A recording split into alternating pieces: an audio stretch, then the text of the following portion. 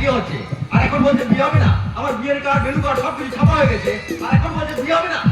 বলতে বাধ্য হচ্ছি, আমরা ভয় একটা নম্বর এমন মশাই এমন করে কথা বলছেন যেন আপনার বোন একেবারে সতী রক্ষী।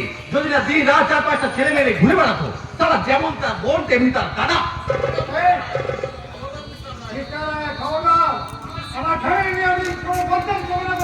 আরে বলতাম কি বলছেন মশাই, বলুন।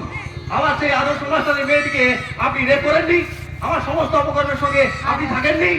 তার চরিত্রহীন লম্পট কোথাকার। একটা কথা তুমি মনে রাখো, তোমার আদর গোপন কেসের ফাইল কিন্তু আমার হাতের কবজা। তোমাকে জেলে দিতে পারি। আমাকে জেলে পাঠাবি? হ্যাঁ। তার আগে ওকে আমি শ্মশানে চুল দিতে ঢুকাবো।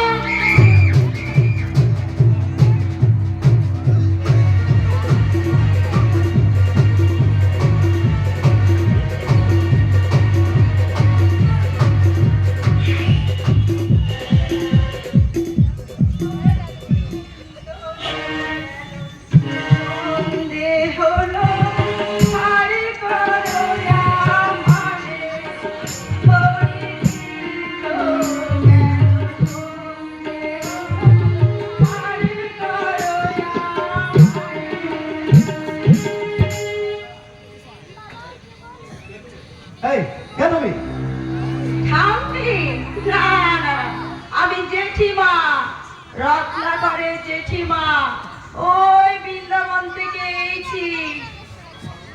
হ্যাঁ গো, বলি আমার রত্ন কোথায় গো?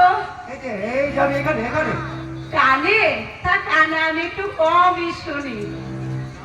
4-20 বছর পেরিয়ে তারপরে বেরিয়েছি। বাছারা বলে আমার রত্নকে একটু ডেকে দাও দেখি, ছেলেটাকে কতদিন হলো দেখিনি। আরে বাবা, আমি এখানে এখানে।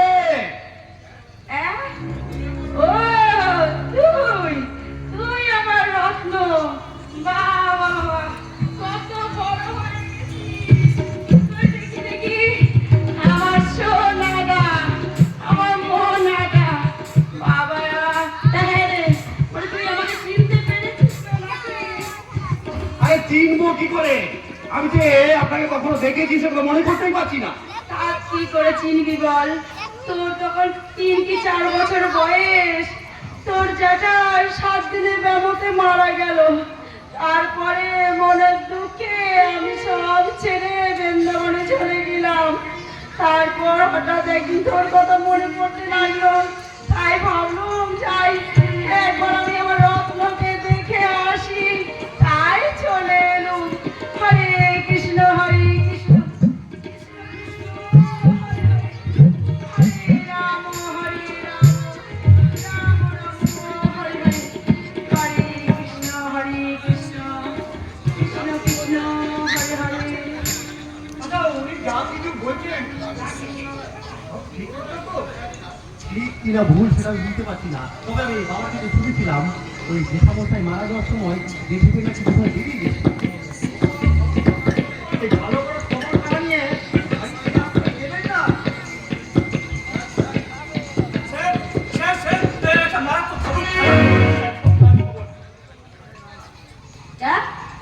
খাবার না না না, ও নিয়ে তোদেরকে ভাবতে হবে না। আমি তো নিরামিষ খাই। ওই 6টা আতপ চাল, একটা আলু সেদ্ধ হলেই হবে, আর আমার কিছু চাই না। হ্যাঁ রে রত্ন, বলিস পুলিশ কে ঘরে সব ঢুকতে দিস কেন বাবা? একেবারে ঘরে ঢুকতে দিস না, এরা ভালো না। এরা অনেক উনি কে স্যার? ওনার সামনে সব কথা বলা যাবে তো?